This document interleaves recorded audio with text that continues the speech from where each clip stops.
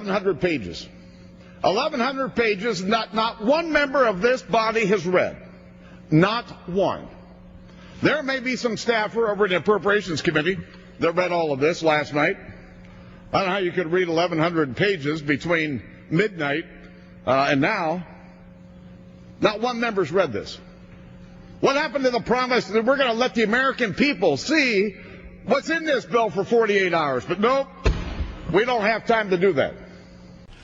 Many of us were told in private conversations that if we voted against this bill on Monday, that the sky would fall, the market would drop 2,000 or 3,000 points the first day, another couple thousand the second day, and a few members were even told that there would be martial law in America if we voted no.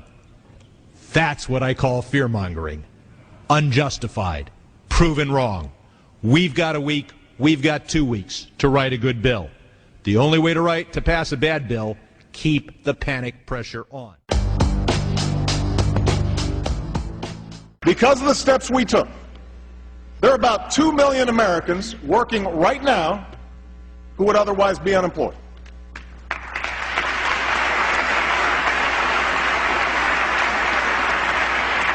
200,000 work in construction and clean energy. 300,000 are teachers and other education workers. Tens of thousands are cops, firefighters, correctional officers, first responders. And we're on track to add another 1.5 million jobs to this total by the end of the year. The plan that has made all of this possible, from the tax cuts to the jobs, is the Recovery Act. That's right. The Recovery Act, also known as the stimulus bill.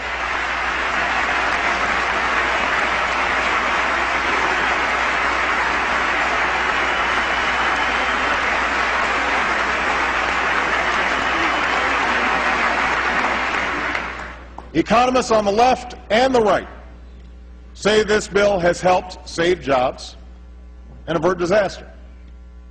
But you don't have to take their word for it. Talk to the small business in Phoenix that will triple its workforce because of the Recovery Act. Talk to the window manufacturer in Philadelphia who said he used to be skeptical about the Recovery Act until he had to add 2 more work shifts just because of the business it created. Talk to the single teacher raising 2 kids who was told by her principal in the last week of school that because of the Recovery Act, she wouldn't be laid off after all. There are stories like this all across America. And after 2 years of recession, the economy is growing again. Retirement funds have started to gain back some of their value. Businesses are beginning to invest again. And slowly, some are starting to hire again. But I realize that for every success story, there are other stories of men and women who wake up with the anguish of not knowing where their next paycheck will come from, who send out resumes week after week and hear nothing in response. That is why jobs must be our #1 focus in 2010, and that's why I'm calling for a new jobs bill tonight. So who got the money? To financial institutions in Europe and other countries. Which ones? I don't know. $500 billion, and you don't know who got the money? The loan went to the loans go to the central banks, and they then put them out to their institutions to try to bring down short-term interest rates in dollar markets around the world. Look, and the thing about changing over to the Obama administration, you get the same people who are relying on you. The American taxpayer when you're in one job, and the American taxpayer is relying on you on the other job. I don't see a conflict. I really don't. You could have done the right thing by those people, by the American taxpayer, because their money was being put into this deal. And it just stinks to the high heaven what happened here. And I don't like the obfuscation. And to top it all off, the disclosure was not there.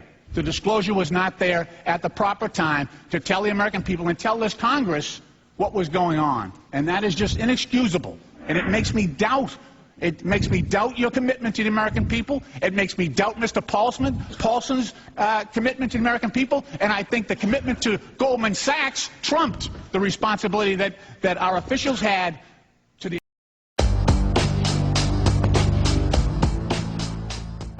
Tim Geithner is doing a good job. Again, is that terrible to say? Can't we just come out here occasionally? Can't I, as a commentator, and say, you know what, I'm impressed by what Geithner did. But get a bodyguard.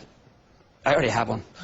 And I feel strongly that Geithner, this is AIG, Goldman, and you know what? The Bavarian Illuminati, the Trilateral Commission, Goldman Sachs, and the Queen of England are not all bad.